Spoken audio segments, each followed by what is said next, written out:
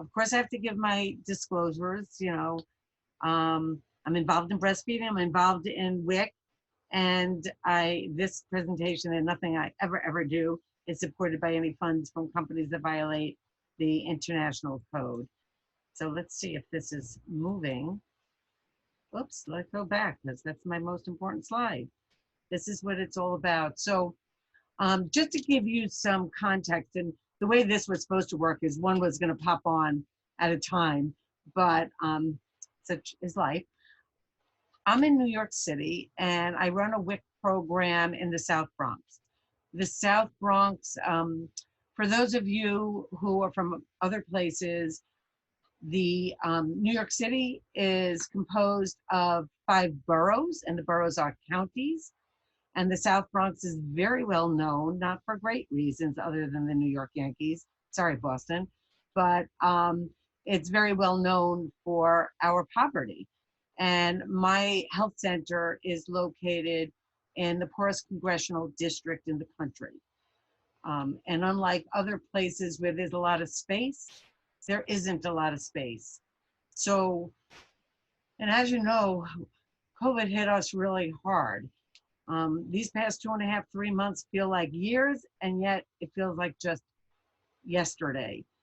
And what our families and my staff and everyone else is feeling is fear, anxiety, death, and separation. For us, death is all around us.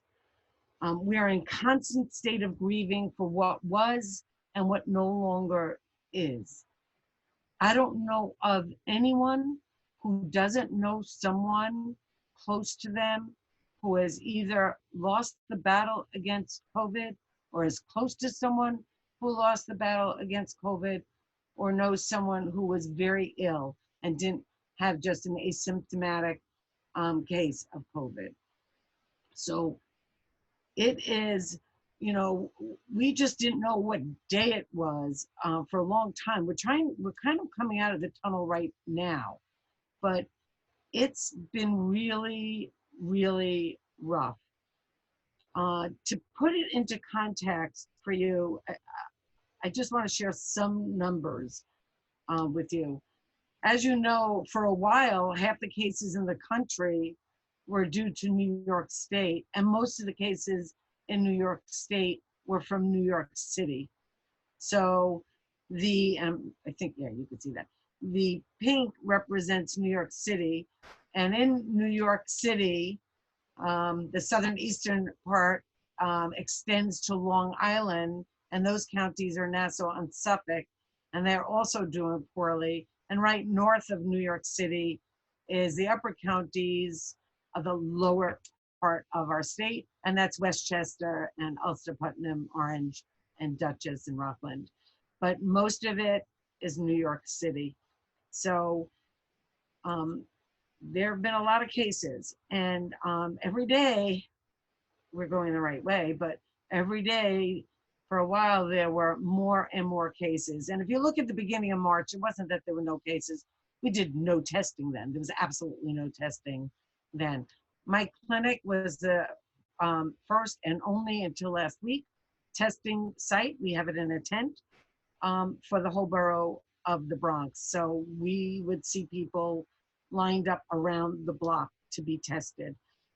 So we all know that there were probably cases in January and February and early March, but to me, the number of new cases is just amazing, and it puts it into context.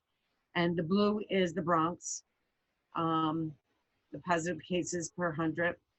But what boggles my mind, and I still have difficulty wrapping my arms around this, is the number of new deaths in New York State. And let me just go to New York City.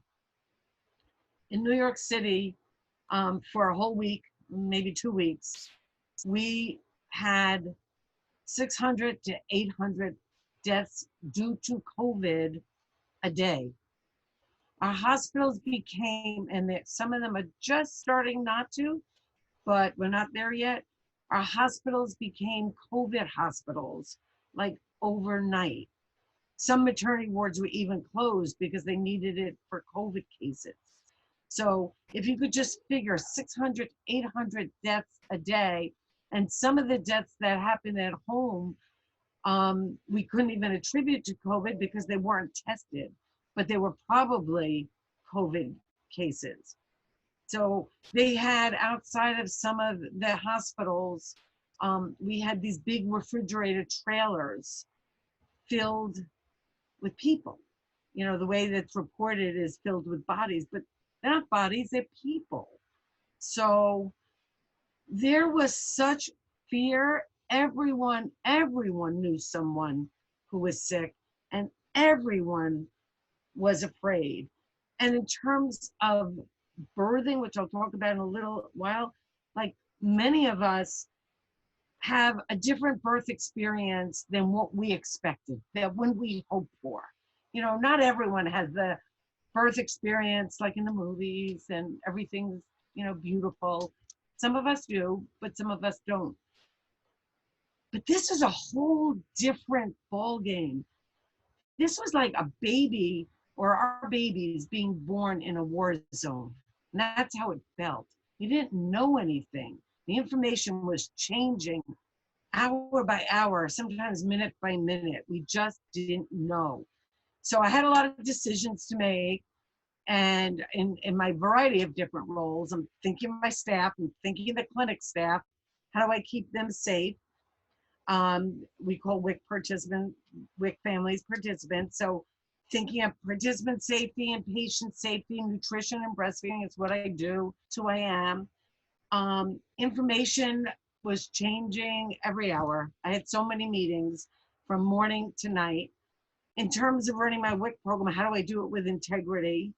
How do I come up with processes and implement them? And how do we best communicate with staff, with families?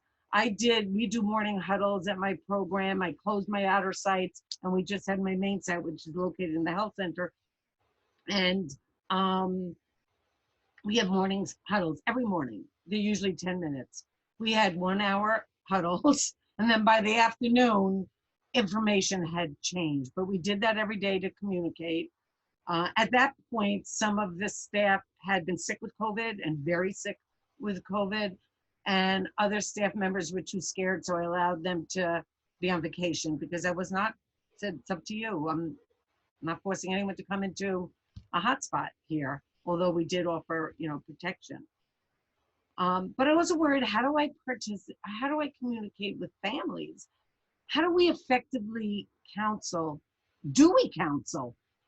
Can families learn now with all this fear, with the kids now home from school and they're homeschooling and the kids are running around? And in New York, there might be 3 or 4 families in a little 1-bedroom apartment, you know, so it's not like, okay, it's mom, dad, and the 2.5 kids. It's usually a lot of people in a very small space. Everyone's scared. And I remember the day they announced that the schools were closing, I said, oh my God, child abuse is going to go up, domestic violence is going up, substance abuse is going up, and that is, you know, what happened. Then I worried, what's happening in hospitals? You know, are they really different? What's going on?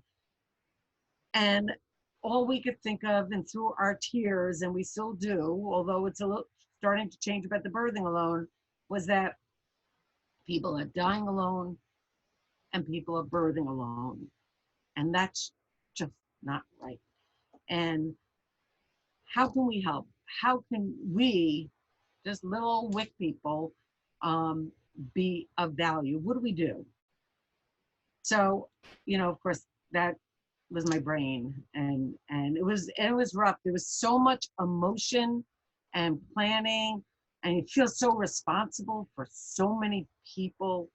And I was reminded of this saying, life is a balance of holding on and letting go and knowing when to do which of the two. You know, running WIC, you know, what do I do? And I remember, and I shared this with my fellow, I said, you know, that first week that we were allowed to do remote issuance of WIC benefits, because we have e-WIC cards and logistically we could do it. We had to wait for USDA to approve it with the CARES Act.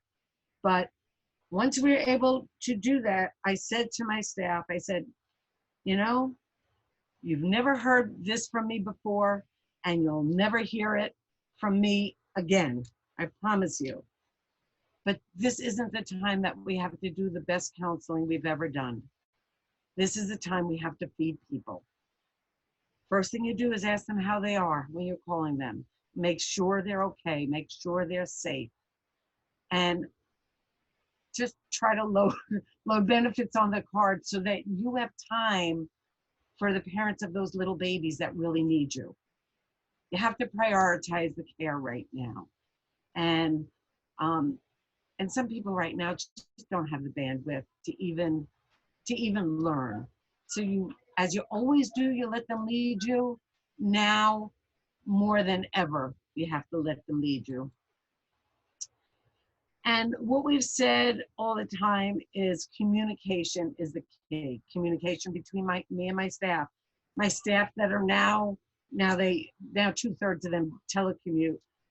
We have whole communication systems we had to develop. We meet every morning by WebEx. Everyone's on just like we are. We could see everyone, the people that are working on site and the people who are at home, because we need to communicate and we need to be consistent in our communication with the families that we serve. They're depending on us. And for many of them, we're the only source of accurate information. We had several, people reported everything to you. So some moms told us about our hospitals. Okay, so by the way, I'm not speaking as chair of Baby Friendly USA, but Baby Friendly USA, Baby Friendly Hospital Initiative is in my heart, my soul, my blood, and everything else. And I was hearing stories from baby friendly hospitals, non-baby friendly hospitals, all over the place. And I was hearing stories from moms that said, oh, the nurse, or it could have been the LC, I don't know. The nurse said, honey, just take this formula. I don't have time to teach you now, and you're gonna need the formula. And they'd report it to us, and thank God we were there. But I also shared with my staff at that time that, because they were so sad. I mean, they were in tears and they were worrying about our staff, just like you. They also were homeschooling their kids. They also had people in their family that were suffering with COVID, so it wasn't like, okay, we come down from heaven and we could fix the world. We were in the midst of it too, and still are. So, so I said to the staff, I said, you got to meet them where they are. You always do that. And see what they can handle. And you know something, we're gonna catch it. When they get home, we're gonna be there for them and we're gonna help them, and that's what's happened. As much as now it's a lot better, but in 2.5 months ago, it was what they could learn. But if you recall, at that time also, there wasn't a lot of competent information that was coming out. So every day I would check to see if CDC changed anything, or if any of our ABM I use, anyone that we respect, I check to make sure that the information we're providing is still true. And if it changed, we'd immediately have a meeting. And we put information in, online so we could send it to people and make it a little bit easier. All our meetings are virtual. We have Baby Café, we have peer council meetings. My pictures of the peer councils, because they're so good, they took the picture of them meeting. We had this one mom that my peer counselor shared this story of. I mean, all of them, you cry. I mean, she went to the hospital. She was in labor, and they tested her, and she tested positive. So many of them test positive. And she tested positive, and she had been, she had some symptoms, but not so bad, but she went downhill fast. And she had to be put on a vent. She was on a vent for 3 days. The baby went home before she did, as so many of them do. When she finally was released from the hospital and able to go home, she had to be isolated. She had a 14-day quarantine that she was required to observe. She had a newborn baby. She had a 2-year-old. And once or twice a day, Dad would bring the newborn baby and the 2-year-old just like to the door of the bedroom that they created for her so she could be away from everyone, just to wave. And her heart would break because the 2-year-old would cry. She wanted to hug mommy and she couldn't. And this mom shared with us that she had a calendar. You know, it just gives me chills. She had a calendar and she would mark off the days. And my peer counselor would speak to her every single day. And she would say to her, Jacinia, it's only 7 more days and I can hold my baby and put my baby skin to skin. I've never held my baby. It's just 3 more days. It's just 2 more days. And this is the day. And then of course she needed help. You know, when she was in the hospital, even though they had a breast pump right next to her, no one came to help her with it. And she was too weak. So we had to help her. And we also provided a breast pump for her. These stories, you know, you think that they're unique. The ventilator sometimes is a little bit more unique. The other stories aren't. From the PC video stories, them meeting each other, or the misinformation that was provided. One mom shared with us that she was immediately separated from her baby because she tested positive. And she wanted to bring milk. She expressed milk. She had been one of our moms from before and she knew what to do. We teach them to do hand massage immediately. And, you know, she was knowledgeable. She had worked with us a lot. And so she expressed a little bit of colostrum and she brought it into, the baby was separated from her. So she brought it to give to the nurse and the nurse said, well, you know, I can't guarantee I could give this milk. It's going to be your responsibility because if you mix these two things, you know, there's virus in the air and it could get in this milk and then I'm not responsible, you know, where did that come from? And she said, and when you go home, you probably should do formula because, you know, the virus can get into that milk. It's just in the air. And I kind of wondered, and when you're making formula, it's different air, you know, kind of thinking that. So I called that hospital to find out what's going on with that. I knew the hospital, it's a really good hospital, but I don't know what was going on with that particular staff member, but she was scared and she was giving wrong and bad information and scary information. I mean, we have had one mom that tested positive in March and then recently tested positive again.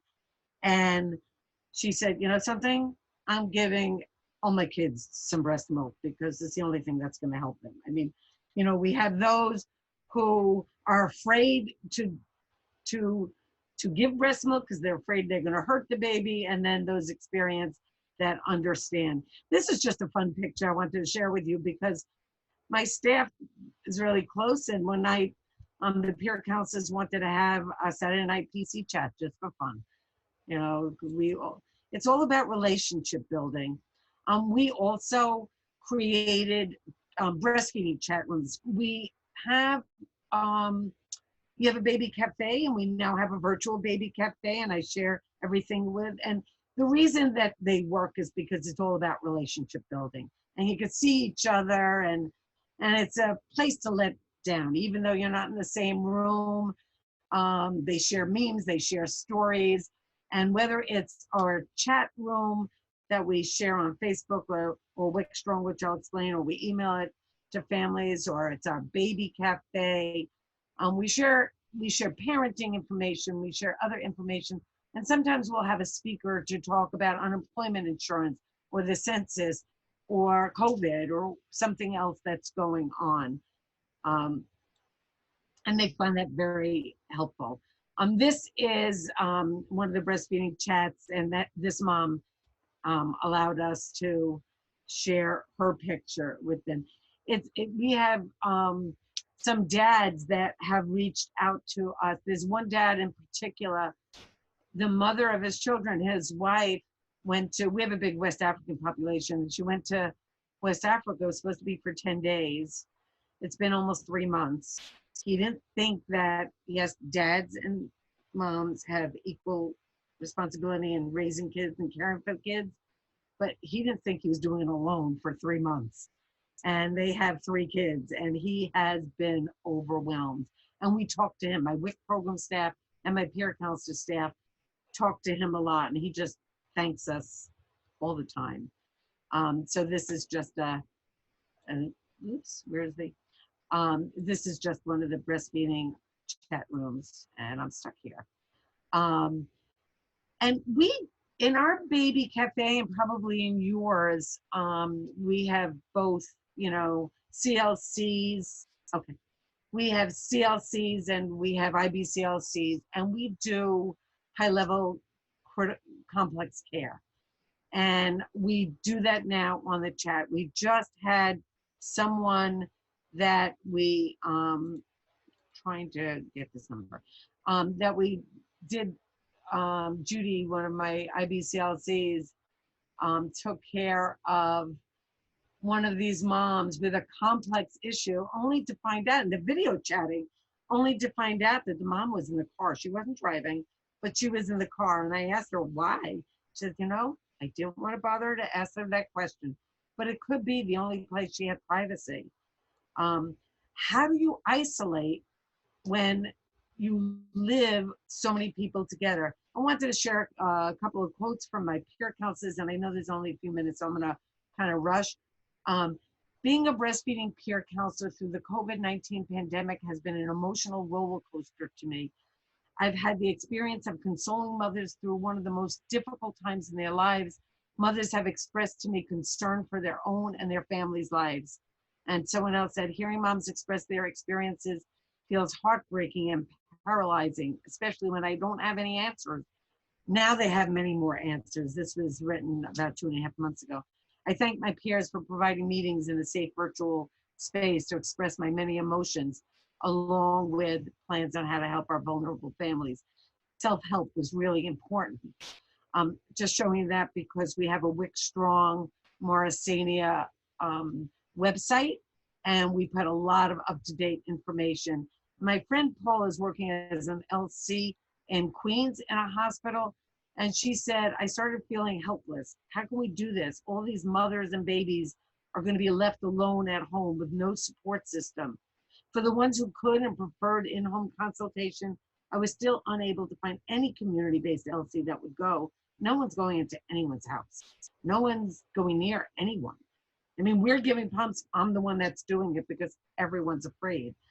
Many felt that they were left hanging and ended up reaching again for that bottle of formula. My WIC program is reaching out to people. And we're doing all this, and I have 1,000 stories that of course, I'm not gonna have time to tell you, but I always say to the staff, just remember why we do what we do. It's for that baby and that family. And last Wednesday in New York, and maybe around the country, the first responders are thanking hospitals, and we're a health center. And so I had to organize this, and we had 2 EMTs, 4 police cars, 2 fire trucks, and sanitation, all surprised the staff. We made an evacuation announcement.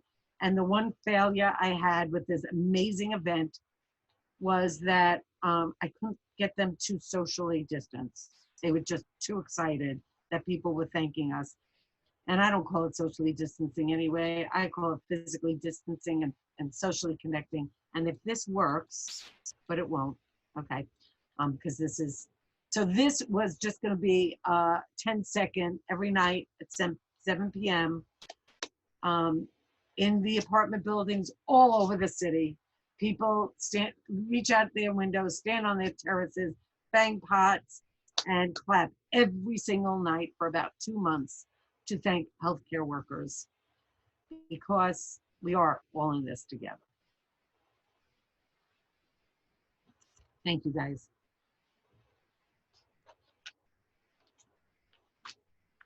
Thank you so much, Theresa Landau. That was such a wonderful presentation. And thank you also again to our Boston Breastfeeding Peer Counseling Group for joining us as well. So we have a couple minutes before, 1 minute before 2 p.m. For any questions people may have. And again, the CHAMPS team will be on the line until 2:30. So if anyone has any questions, you can chat them in or unmute yourselves and ask as well.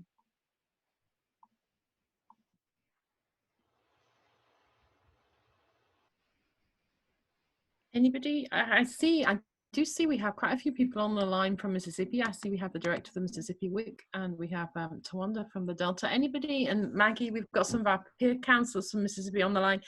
Anybody got any questions for any of these amazing people? Please don't be shy. If you are shy, you can type it into the chat.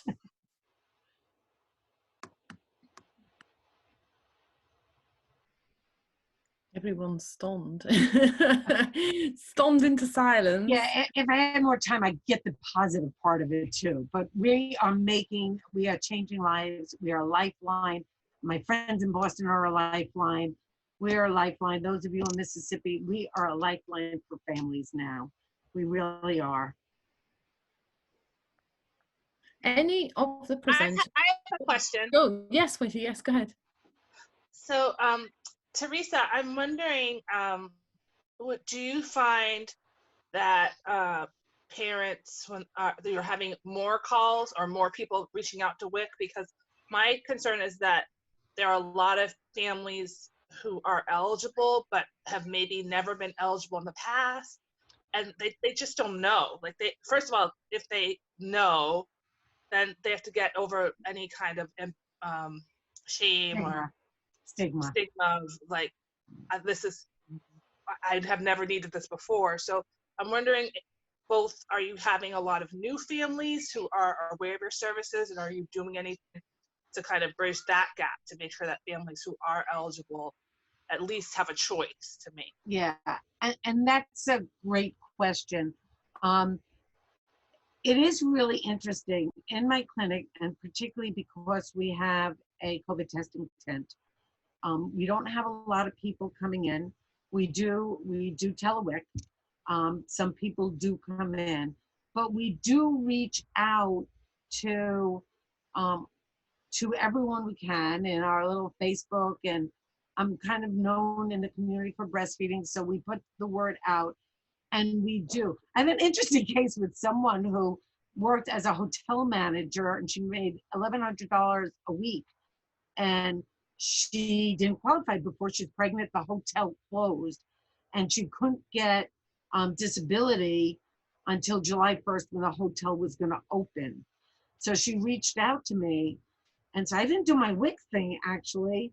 I said, you're eligible for pandemic unemployment assistance, and you could get your full salary. I'll put you on WIC, but you could get $1,100 a week. And she says, no, I'm afraid. I said, are you afraid of public charge? And I have a lot of expertise with public charge, and started talking to her about that.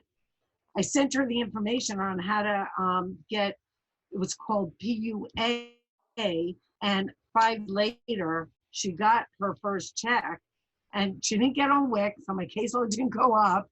I told her to call us when she needs help anyway, but I was able to get her unemployment insurance. That was her full salary. But we are getting some new people. I actually kind of work our tent line. We call it the tent line, the tent people doing COVID testing. And there are a lot of people from all over the Bronx and other boroughs that did not qualify before, and now they do. And we're still trying. If you know anyone in New York, it doesn't even matter where they are in New York, because we're doing everything remotely as long as they live in New York.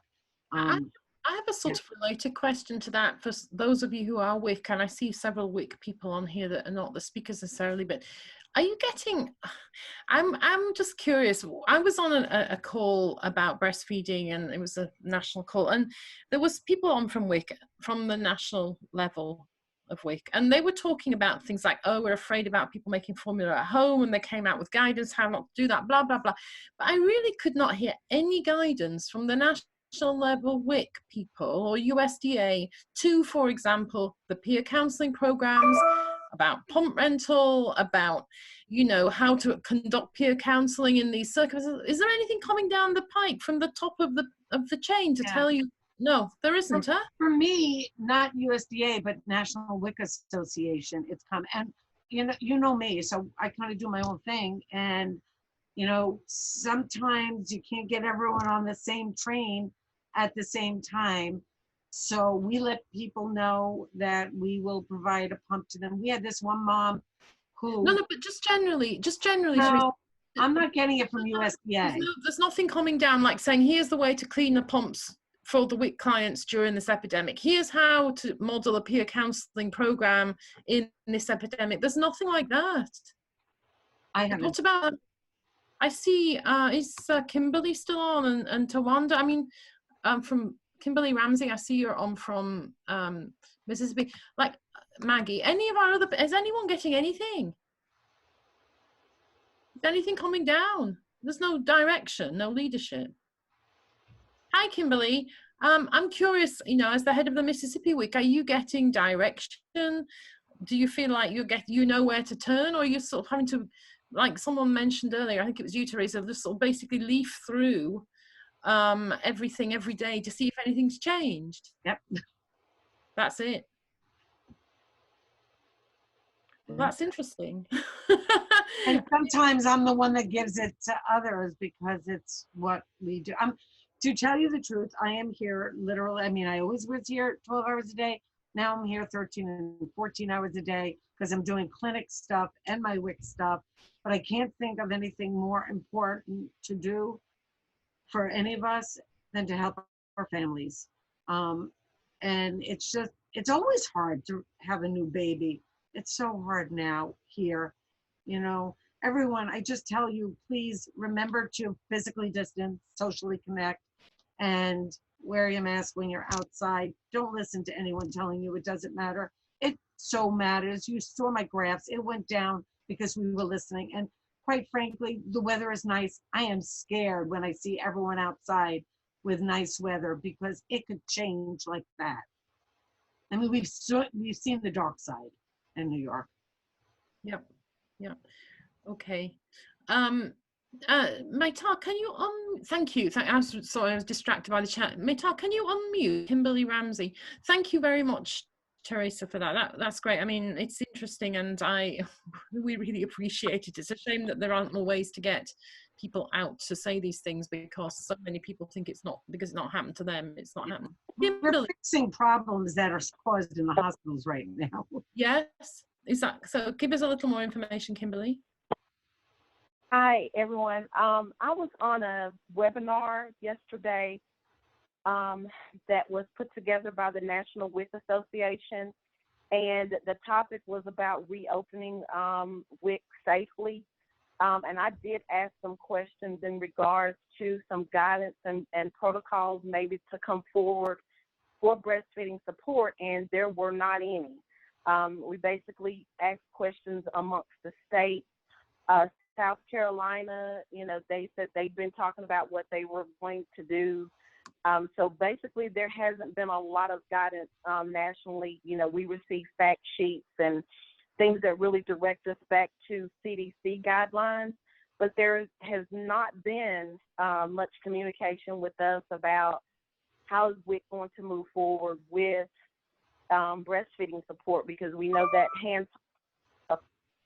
hands-on support that we give is just really not something that you can do if you're going to follow social distancing guidelines. So in Mississippi, we're making use of the Pacify app to try to help fill in the gaps with that. But from our end, from a national standpoint, we're not getting very much down the pipe. Thank you for that perspective. I did see the CDC was on here, Erica was on here, and I see also that Ursuline's on here from the Office on Women's Health. So I hope that some of you guys at the national level can go back and say, you know, and I mean, it's almost it's almost too late. We're going back to reopening now. I mean, people needed guidance from the beginning. We get really basic questions like, well, should we be doing different things with the pumps? Or as you say, you know, I know that in the Delta in Mississippi, they've been giving out a different kind of pump, not renter pumps, etc., etc. But it doesn't seem like there's Right. very much guidance. Right, and that's a decision that we made with Mississippi WIC, was to discontinue issuing the multi-user pumps because, you know, disinfecting products that are so hard to get our hands on that we just, for safety and for the uncertainty of the virus, we stopped issuing those pumps, and we give the moms what we would use as a return to work pump, so that they're able to keep that. Yeah. And there's no bringing it back in and worrying about how we're going to disinfect it for the next person. We're doing the same thing. Like, there are cases with these NICU babies that we really want to give alone our hospital grade pumps, and we realize that we can't. So we do give them a single user double electric pump, and we work with them. And we're telling every new mom now we're teaching them, we always taught them about hand massage, but breast massage, but how important it is from the get-go right now, because in New York, at least, they're in the hospital. They're in the hospital and out of the hospital in 24 to 36 hours for vag delivery and 48 hours for a C-section. Now the partner is allowed to be with the mom if he or she tests negative, but once they leave, they can't come back. And I understand. I mean, I understand that, but it's so hard. We have one mom, she went home, baby was still in the NICU. She is positive they won't let her come see her baby. So twice a day she has to schedule, she could, through like a FaceTime, I don't know if it's FaceTime, but WhatsApp or whatever, they'll put a tablet in front of the baby so she could see her baby, but she has to schedule it like an appointment to do that. So it's heartbreaking. I mean, it's supposed to be the happiest time of your life, you know? Mm-hmm. It's so sad, but we'll get to the other side, I believe. Anybody? Thank you, Kathy. Kathy Carruthers just put something into the chat. I'll just tell you, those who are not seeing the chat, that there was a meeting with North Carolina, right? Kathy, do you want to speak up a little bit about it, actually, since you're on?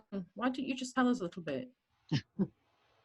Okay, so Norma Escobar, who is a regional breastfeeding coordinator in North Carolina, conducted a Zoom meeting for a whole lot of WIC people around the country about 2 weeks ago. And it was really focused on how to use Zoom to conduct peer counselor training. So it really looked at some of the technicalities of how to set up break rooms and that sort of thing. But it also gave a lot of wonderful tips on how to do training when you're using virtual means. So it's a valuable resource. I learned a lot of people learned a lot. It was a terrific webinar if you're interested in getting more information. Great, thanks. And Yeah. Kathy, Can I just say one other thing, Dr. Mirwood, and also Kathy, you'll be so proud. So Carla, we usually do some faith-based training on breastfeeding, and we had to put a pause on that, but on Thursday, Carlo was my breastfeeding coordinator that Kathy knows well, and one of my peer counselor, Adama Sambu, who's Muslim, did a training, a virtual training. We don't use Zoom, we use WebEx, but did a virtual training for 2 churches and a mosque. And because we always usually go to mosque during Ramadan to talk about fasting and breastfeeding. And this time we didn't, and it's gonna be over this weekend. So we made sure that we did that. So we're doing a lot of training in our community now using WebEx. That's great to know. Thank you. Anyway, and do feel I want to sort of formally thank everybody so much for all your time and the presenters and all the work you're doing, not just this day, but all the work you've been doing, and all of you around the country that are doing that. Thank you for presenting. Please all feel free to stay on. This recording will go online. We'll be here for another 15, 20 minutes or so, but just in case people start to drop off, I do want to thank everybody very much for all the time, effort and emotion that they've put into this. So thank you all very much for your time. And we have another 10 minutes or so. Anybody else got anything that they would like to bring up or discuss or ask questions about, share? So I always have one more thing. The other thing that my staff said is some of our moms, now we're starting to see more exclusive breastfeeding than we did 2 months ago. But some of our moms who are doing both formula and breastfeeding are starting to breastfeed more and more and more because they're afraid to go out and they don't want to go to the store. And I said, oh, so there's a rainbow on Yep. that's there. So we're finding some greater intensity of breastfeeding with some moms. Yeah, definitely. I mean, some of the hospital data we've been looking at, not across the board at all of them, because we're working with hospitals in Mississippi that actually pretty much either already are baby friendly or very close to being baby friendly. But actually some of the hospitals that aren't quite so close, we've seen quite dramatic increases in things like rooming in.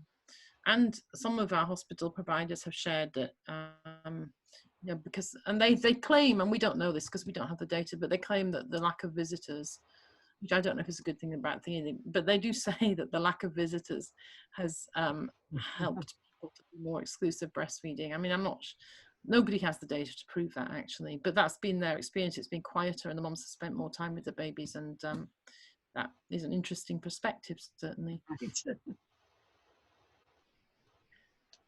Okay, well, if everyone's done, thank you all for staying on, and thank you all for coming on again.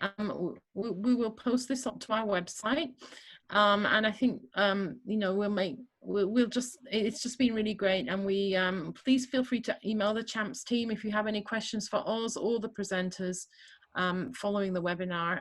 Sometimes people think of things afterwards, and that's great. And we will definitely going to be having some more webinars going through June, and one of the ones I want to do is like creative community solutions, and just like literally 3 or 4 minutes from people to say what they've done in their community. So many of you are community based. If you've got anything you think of that would be good for just 2 or 3 minutes, like Dominique's drumming, you know, that was just so cool. Like, okay, let's grab the attention and do that right now, you know, something like that. Not for us to do like long presentations about each program necessarily, but just 1 or 2 things you've come up with that's helped you to engage with people, because I do think, like, we're looking at the universities and the colleges and the schools, that this online stuff is here to stay, and that we can take some benefits from it, and that there will be benefits from it going forward. So I don't think we should drop everything immediately and go back to what we were doing, because it has taught us all a great deal. So if people have things that they would love, we would love to hear anything you can send us an email about, and then we'll be able to feature it on our webinars, or even just on even on our website as something to do that. We'd be really pleased about that. So let us know, and thank you again, everybody, and take care of yourselves, and wear those masks, and make sure we all stick with the program, because it's not going to go on forever, but we can certainly make it a little easier for ourselves. Okay, thank you all. Thanks very much.